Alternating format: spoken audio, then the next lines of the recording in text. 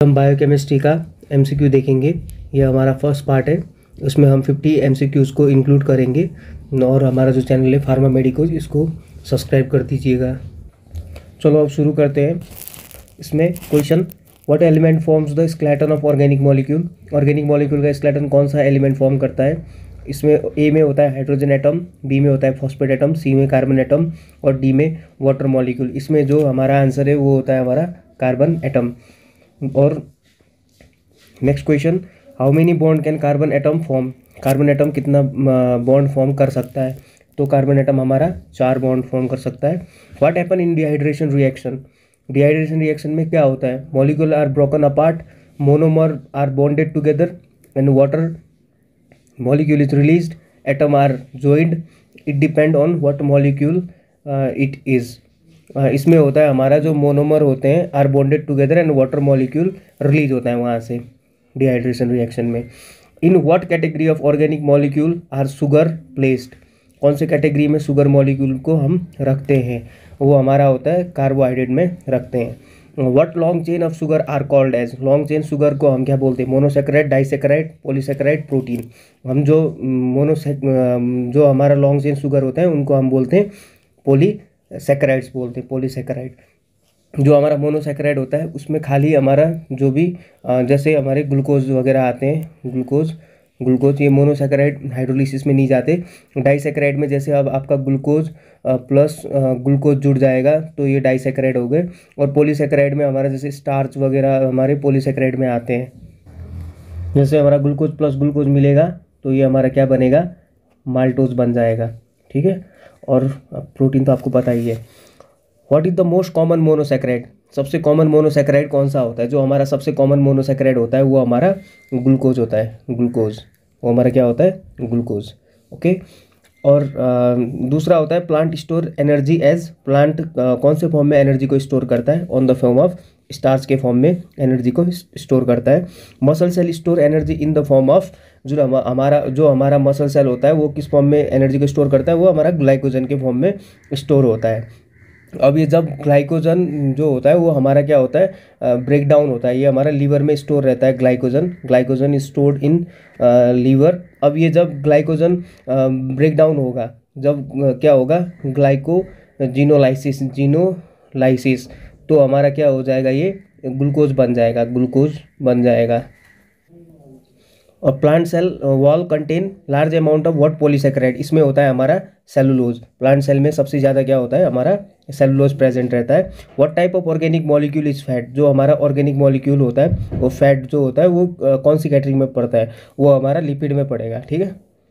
और fat and oils are composed of what two group of molecules. इसमें होता है हमारे जो फैट और ऑयल्स जो बनते हैं वो हमारे किससे बनते हैं, वो फैटी एसिड और ग्लाइसिरॉल से बनते हैं। फैटी एसिड और ग्लाइसिरॉल से हमारा क्या बनेगा, फैट और ऑयल बनेंगे। What are the bond between amino acid called. Amino acid के बीच में जो बॉन्ड होता है उसको हम क्या बोलेंगे, उसको हम बोलते हैं पेप्टाइड बॉन्ड। क्या बोलते हैं, पेप्टाइड बॉन्ड।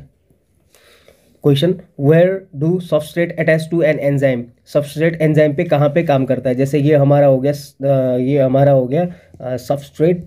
जो हमारा सबस्ट्रेट होता है ये जैसे क्या करेगा, हमारा ये जैसे एंजाइम है, ये एंजाइम है। और यहाँ पे जो सबस्ट्रेट, ये इसको हम सबस्ट्रेट बोलेंगे। ये हमारा एंजाइम हो गया, एंजाइम। ये हमारे कहाँ पे काम करेगा, एक्टिव साइट। इसको हम बोलेंगे एक्टिव साइट। एक्टिव साइट कहाँ पे करेगा, active site.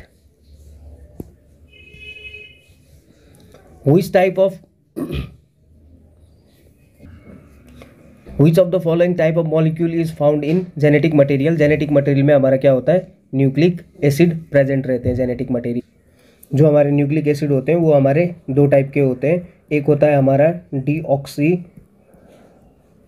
Ribo nucleic acid और दूसरा होता है हमारा ribonucleic acid. Next question, which of the following are found in nucleotide of DNA and RNA respectively.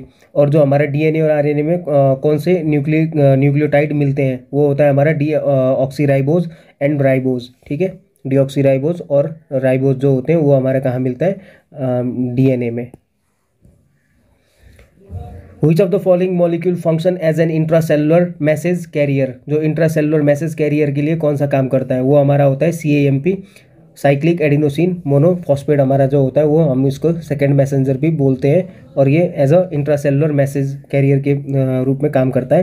What is the function of ATP, adenosine triphosphate का काम क्या होता है। एडिनोसिन जो ट्राइफॉस्फेट होते हैं उसके जो काम होते हैं mainly store and transport of energy, क्या होता है, store and transport of energy. जो ATP होता है वो हमारा मेनली कहाँ से मिलेगा, वो हमारा मेनली जो ATP रहेगा वो हमारा माइटोकॉन्ड्रिया में बनता है, माइटोकॉन्ड्रिया में बनेगा, इसीलिए हम माइटोकॉन्ड्रिया को क्या भी बोल सकते हैं, पावर हाउस ऑफ सेल, ठीक है। An unbranch polymer of glucose with alpha 1,4 linkage is called as, इसको हम बोलेंगे अमाइलोज बोलेंगे, जिसमें 1,4 लिंकेज रहेगा, अल्फा 1,4 लिंकेज रहेगा, उसको हम अमाइलोज बोलेंगे। और disaccharide of glucose and fructose is commonly known as glucose और अगर फ्रुक्टोज। जैसे अब मान के चलो, जैसे हमारा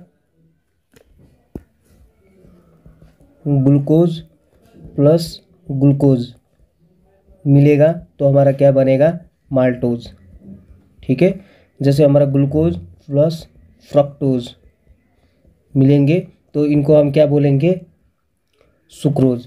अब जैसे हमारा ग्लूकोज प्लस गैलेक्टोज मिलेगा तो इसको हम बोलेंगे लैक्टोज, ठीक है। और जैसे हमारा ग्लूकोज हमारा माल्टोज हो गया, सुक्रोज हो गया, लैक्टोज हो गया, तो हमारा इसका आंसर क्या रहेगा, जब डाइसैकेराइड में ग्लूकोज प्लस फ्रुक्टोज मिलेंगे तो सुक्रोज हो जाएगा। Which of the following is an aldohexose, इसमें आंसर हमारा रहेगा which of the following is aldohexose में हमारा ग्लूकोज रहेगा, क्या, ग्लूकोज। और जैसे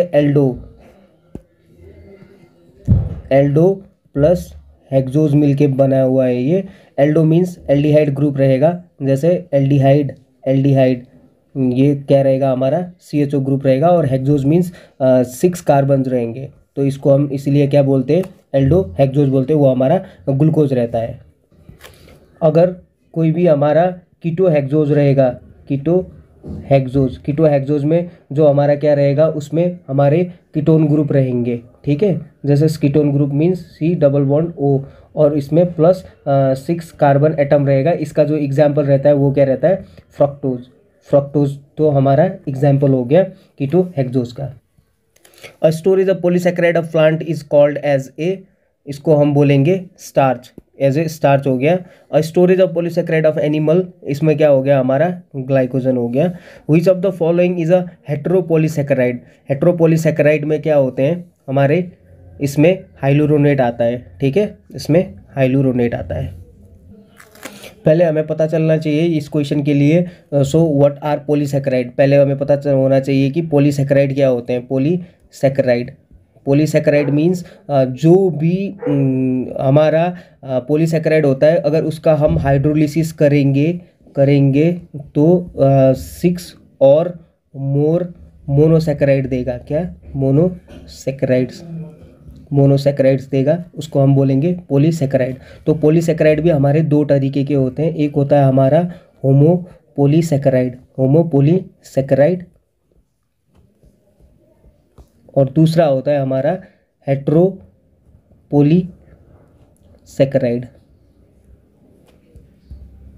जैसे होमोपॉलीसैकेराइड में क्या रहेगा, ये एक ही तरीके के मोनोसैकेराइड से बनेंगे, ये क्या होगा, सेम मोनोसैकेराइड से बनेंगे, सेम मोनोसैकेराइड्स, ठीक है। ये जो होंगे, जो हेटेरोपॉलीसैकेराइड होते हैं, ये क्या होते हैं, ये क्या किससे बनेंगे, डिफरेंट मोनोसैकेराइड से बनेंगे, डिफरेंट मोनोसैकेराइड। जैसे हमारा सेम मोनोसैकेराइड के एग्जाम्पल हो गए हमारे, जैसे स्टार्च ग्लाइकोजन, ठीक है, और हमारा इनुलिन हो गया, ओके। और डिफरेंट मोनोसैकेराइड से जो हेटेरोपॉलीसैकेराइड बनेंगे, इसके एग्जाम्पल होते हैं हमारे हाइलुरोनिक एसिड, जो हमारा क्या है, यहाँ पे आंसर है हाइलुरोनिक एसिड हो गया। और जैसे हमारा हो गया हिपेरिन और हमारा दूसरा होता है हमारा क्रिएटिन सल्फेट, क्रिएटिन सल्फेट, ये हमारे क्या हो गए, हेट्रोपोलीसैकेराइड्स हो गए। What type of bond link the monomer of a polysaccharide, polysaccharide में कौन सा जो बॉन्ड होता है वो मोनोमर यूनिट को जोड़ता है। जैसे इसमें हम एज ए एग्जाम्पल के तौर से ले सकते हैं, जैसे कि हमारा ग्लूकोज है और ये ग्लूकोज दूसरे ग्लूकोज से जुड़ेगा, प्लस ये दूसरा ग्लूकोज दूसरे ग्लूकोज से जुड़ेगा, प्लस ग्लूकोज, ऐसे करके 6-7 जुड़ेंगे, ठीक है। तो इसमें इसके बीच में जैसे ये ग्लूकोज इससे जुड़ रहा है और ये ऐसे जो जुड़ेगा ये बॉन्ड होता है, इसको हम बोलते हैं बॉन्डिंग होता है, ठीक है। मोनोसैकेराइड का बॉन्डिंग होता है, ठीक है। तो इसको हम क्या बोलेंगे, इसको हम बोलेंगे ग्लाइकोसाइडिक बॉन्ड बोलेंगे। जैसे जो भी लिंक होता है ग्लूकोज, जो ये वाला ग्लूकोज है इसका, जो ये वाला ग्लूकोज है इसका 1 क्या करेगा, इसके ये वाले ग्लूकोज के 4 से जुड़ेगा, ठीक है। तो इसको हम क्या बोलेंगे, अल्फा 1,4 लिंकेज बोलेंगे इसको। Which of the following best describe glycogen? A polymer of glucose with alpha 1,4 linkage and alpha 1,6 branches approximately every 10 sugar. A polymer of glucose with alpha 1,4 linkage and alpha 1,6 branches approximately every 25 sugar. A disaccharide containing glucose and fructose is connected by glycosidic bond of 5 carbon aldohexose. तो इसका जो answer रहेगा वो क्या रहेगा कि a polymer of glucose with 1,4 linkage and 1,6 branching approximately every 10 sugar, जो भी 10 शुगर रहेंगे उनके बीच में अगर अल्फा 1,4 लिंकेज और अल्फा 1,6 ब्रांचेज रहेंगे तो उसको हम क्या बोलेंगे, glycogen. Which of the following molecule is most likely produce by cellular catabolism, जो सेलुलर कैटाबोलिज्म होता है उससे हमारा कौन सा मॉलिक्यूल निकलेगा, वो हमारा होता है कार्बन डाइऑक्साइड, ठीक है, CO2, जो क्या होता है हमारा CO2 निकलेगा, okay. Energy from the oxidation of food you eat is largely recovered by synthesis of कौन सा molecule, synthesis of which molecule, synthesis of which molecule. तो इसका आंसर क्या रहेगा हमारा एडिनोसिन ट्राइफॉस्फेट, क्या, adenosine triphosphate. Biological oxidation reduction reaction always involve, biological जो oxidation reduction reaction होता है उसमें क्या होता है, उसमें जो होता है हमारा ट्रांसफर ऑफ इलेक्ट्रॉन, इलेक्ट्रॉन का क्या हो जाता है, ट्रांसफर हो जाता है, ठीक है। तो हमारा ऑक्सीडेशन अलग सा होता है, रिडक्शन अलग सा होता है, दोनों मिलके ऑक्सीडेशन रिडक्शन होता है। जो हमारे ऑक्सीडेशन रिडक्शन होते हैं वो साइमल्टेनियस रिएक्शन होते हैं, ठीक है। कोई ऑक्सीडाइज हो रहा है तो वो दूसरे को रिड्यूस करेगा। Which mammalian cell does not have aerobic pathway of glucose metabolism, कौन से उसमें एरोबिक पाथवे नहीं होता, वो हमारा होता है रेड ब्लड सेल, ठीक है, रेड सेल। और रेड ब्लड सेल में क्या होता है हमारा एनारोबिक होता है, ठीक है। तो हमें पता होना चाहिए कि एरोबिक और एनारोबिक में क्या होता है फ़र्क। एरोबिक में क्या होता है कि विद द रिक्वायरमेंट O2, या इसमें O2 यूज होगा, ठीक है। तो एनएरोबिक में क्या होगा, एनएरोबिक में विदाउट O2 होगा हमारा, ठीक है। In aerobic glycolysis, glucose is first break down to pyruvate and then to CO2 and H2O in the Krebs cycle. But in anaerobic glycolysis, it does not stop at the pyruvate but form lactate. Why? मतलब ये question में क्या बोल रहा है, question में क्या बोल रहा है, अगर कोई भी एरोबिक, ठीक है, कोई भी एरोबिक ग्लाइकोलाइसिस और दूसरा होता है हमारा एरोबिक ग्लाइकोलाइसिस, ठीक है। एरोबिक में क्या होगा हमारा, पाइरुवेट बनेगा, उसके बाद ये कहाँ जाएगा, क्रेब्स साइकिल में जाएगा। एनारोबिक में क्या बनेगा हमारा, लैक्टेट, ठीक है।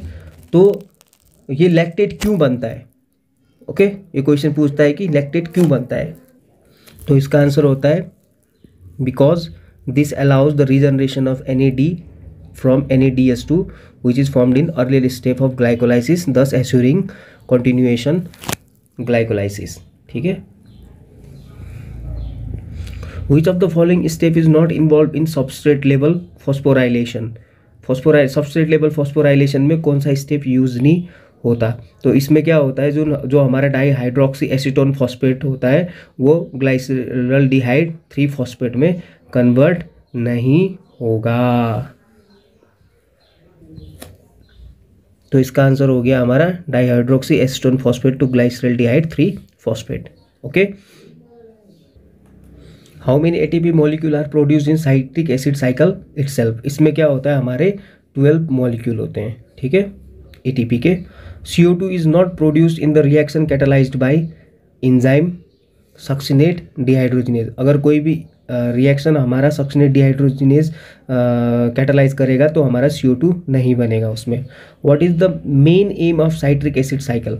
हमारा जो साइट्रिक एसिड साइकिल होता है उसका मेन एम क्या होता है। जो हमारा साइट्रिक एसिड साइकिल है इसको हम क्या भी बोल सकते हैं, क्रैब साइकिल, क्रैब साइकिल, ठीक है। इसको हम TCA साइकिल भी बोल सकते हैं, TCA साइकिल भी बोल सकते हैं, ठीक है। जो मेन एम रहेगा वो हमारा क्या रहेगा इस साइकिल का, to completely oxidise acetyl CoA to CO2 and H2O with complete release of energy. Energy मतलब क्या होता है, हमारा क्या होगा, complete release of energy means ATP generate होगा, ठीक है। Which of the following statement is not true of HMP shunt. HMP shunt का जो मेन मीनिंग होता है वो होता है हमारा हेक्सोज मोनो फॉस्फेट शंट। इसको हम बोल सकते हैं डायरेक्ट ऑक्सीडेशन पाथवे भी बोल सकते हैं। इसको क्या बोल सकते हैं, डायरेक्ट ऑक्सीडेशन पाथवे, क्योंकि इसमें क्या होता है, जो ग्लूकोज 6 फॉस्फेट का ऑक्सीडेशन होता है किसमें, 6 फॉस्फोग्लूकेनिक एसिड में, और बाद में ये सब कन्वर्ट किस में हो जाते हैं, पेंटोज फॉस्फेट में कन्वर्ट हो जाते हैं, ठीक है। तो HMP शंट में ऐसा होता है। तो जो इसका आंसर रहेगा कि CO2 is not produce, CO2 produce नहीं होगा, लेकिन हमारा क्या होगा, NADPH प्रोड्यूस होगा, पेंटोजेज प्रोड्यूस होंगे, does not produce ATP produce नहीं करेगा ये, ठीक है। तो ये सब होगा लेकिन CO2 प्रोड्यूस नहीं होगा इसमें। The utilise fructose but not glucose. जो हमारा क्या होता है, स्पर्मेटोजोआ जो प्रोसेस होता है फॉर्मेशन ऑफ स्पर्म, ठीक है, स्पर्मेटोजोआ फॉर्मेशन ऑफ स्पर्म को हम क्या बोलेंगे,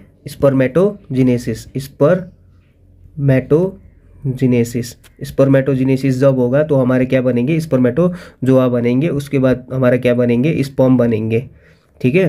तो जो हमारे जो स्पर्मेटोजोआ होते हैं वो फ्रक्टोज को यूटिलाइज करते हैं लेकिन ग्लूकोज को यूटिलाइज नहीं करते। लेकिन बाकी जो ओवम होता है, एडिपोज टिश्यू होते हैं, मेमोरी ग्लैंड होते हैं, ये हमारे क्या करेंगे, ग्लूकोज को यूटिलाइज करेंगे, ठीक है। Gluconeogenesis occur predominantly from the following compound except, ठीक है। जो ग्लूकोनियोजिनेसिस होता है वो किससे नहीं होगा, वो हमारा रहेगा, ग्लूकोनियोजिनेसिस हमारा किससे नहीं होगा, वो हमारा लैक्टेट से नहीं होगा। ग्लूकोनियोजिनेसिस हमारे कहाँ से होंगे, मेनली हमारे फैटी एसिड से होंगे, ग्लाइसिरोल से होंगे, अमीनो एसिड से होंगे, ठीक है। तो जो हमारा ग्लूकोनियोजिनेसिस का डेफिनेशन रहता है तो ये क्या होता है कि अगर ग्लूकोज बन रहा है किसी भी नॉन कार्बोहाइड्रेट मॉलिक्यूल से, कार्बोहाइड्रेट मॉलिक्यूल, ठीक है, तो उसको हम क्या बोलेंगे, ग्लूकोनियोजिनेसिस। तो हमारा जो लैक्टेट है वो तो कार्बोहाइड्रेट में आएगा। इसमें जो होता है हमारा यूरेनिक एसिड पाथवे हमारा कहाँ होता है, लीवर में। और जब यूरेनिक एसिड क्या करता है, यूरेनिक एसिड पाथवे में क्या होता है कि जो भी हमारा ग्लूकोज है, ग्लूकोज हमारे किस में कन्वर्ट होगा, ग्लूयूरोनिक एसिड में, ठीक है, और हमारा एस्कॉर्बिक एसिड में, एंड फाइनली हमारा जाइलूलोज, ठीक है, जाइलूलोज में भी कन्वर्ट होता है। तो जो uronic acid pathway is unique as it provide to man all of these, ये सब चीज़ देता है, ascorbic acid, xylulose, glucuronic acid. Sodium fluoride inhibit डडट एंजाइम। ठीक है, सोडियम फ्लोराइड क्या, कौन से एंजाइम को इनिबिट करेगा? सोडियम फ्लोराइड हमारा जो एनोलेज एंजाइम होता है उसको इनिबिट करेगा। और suggest a test to distinguish a case of renal glycosuria from diabetic glycosuria. तो हमें पता होना चाहिए कि हमारा जो ग्लाइकोसूरिया का मतलब क्या होता है, ठीक है। Glycosuria means glycosuria presence of reducing sugar in urine. जैसे एग्जाम्पल में क्या रहेंगे इसमें, ग्लूकोज, ठीक है, गैलेक्टोज,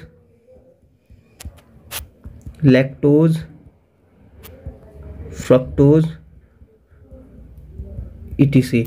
तो इसके लिए कौन सा हम जो टेस्ट है वो यूज़ करते हैं, तो इसके लिए होता है हमारा GTT टेस्ट यूज़ करते हैं हम, ठीक है। It's a identification test. GTT test का मतलब क्या रहेगा, हमारा रहेगा ग्लूकोज टॉलरेंस टेस्ट, ठीक है।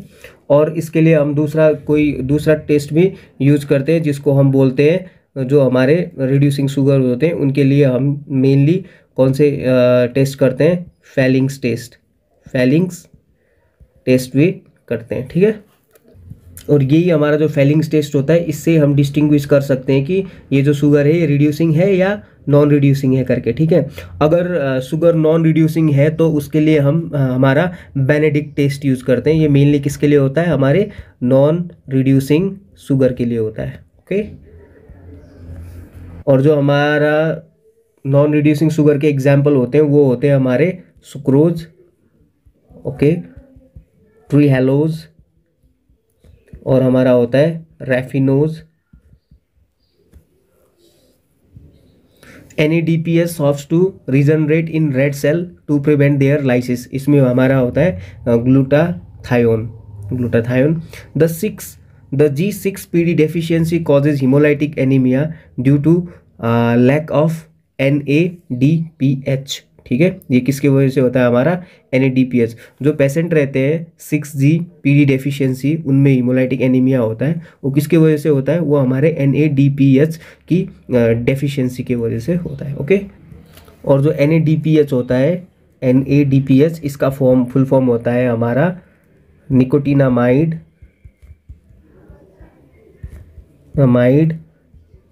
Adenine dinucleotide phosphate.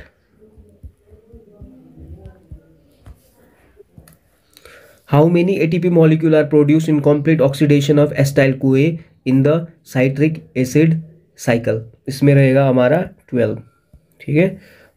Which acid act as a carrier molecule in citric acid cycle? Citric acid cycle में कौन सा जो एसिड होता है वो हमारा कैरियर का काम करेगा, वो होता है हमारा ऑक्जेलो एसिटिक एसिड, ठीक है।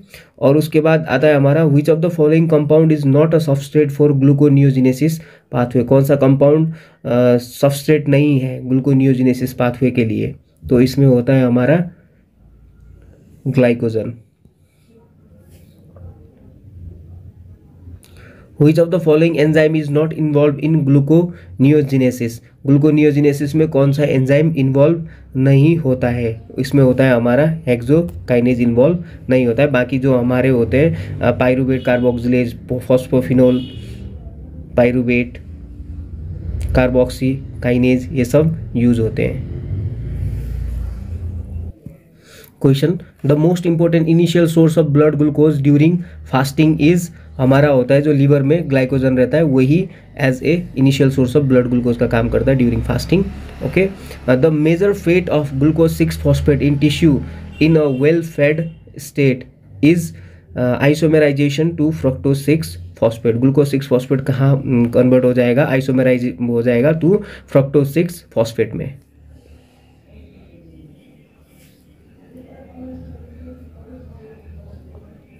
The major normal fuel for brain is. जो नॉर्मल फ्यूल होता है ब्रेन के लिए वो क्या होता है, हमारा ग्लूकोज होता है, ठीक है। तो कहीं हम देख सकते हैं कि ग्लूकोज की जगह कहीं गैलेक्टोज भी लिखा होता है। The monosaccharide most rapidly absorbed from intestine is.